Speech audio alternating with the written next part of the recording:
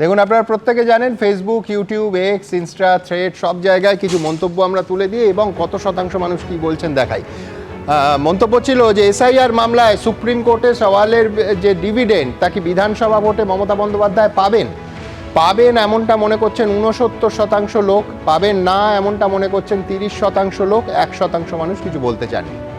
পরের প্রশ্ন ছিল রাজ্য সরকারের অভিযোগ ভিন রাজ্য থেকে আসা বিজেপির মাইক্রো অবজারভাররা নাম কাটছে। কমিশনের দাবি রাজ্য সরকার অফিসার দেয়নি বলেই ভিন রাজ্য থেকে অফিসার আনতে হয়েছে। কার দাবি আপনি সঠিক বলে মনে করেন? রাজ্য সরকার সঠিক দাবি করছে এমনটা মনে করছেন 33% লোক।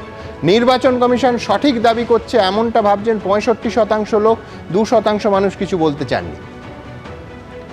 পরের মন্তব্য ছিল সুপ্রিম কোর্টে মমতা বন্দ্যোপাধ্যায় সওয়াল কি এসআইআর আন্দোলনকে দিল্লিতে পৌঁছে দেওয়ার কৌশল। 71% মানুষ মনে করছেন হ্যাঁ, দিল্লিতে, রাজধানীতে এবং গোটা দেশে পৌঁছে দেওয়ার কৌশল।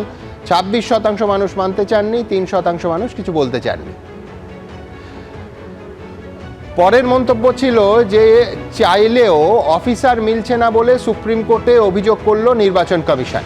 রাজ্য সরকারকে তালিকা দিতে বলল প্রধান বিচারপতির বেঞ্চ। এটা কি নির্বাচন কমিশনের জয় হিসেবে আপনি দেখছেন? নির্বাচন কমিশনের জয় হিসেবে দেখছেন 80% মানুষ, 19% মানুষ জয় হিসেবে দেখছেন না, 1% মানুষ কিছু বলতে চাননি।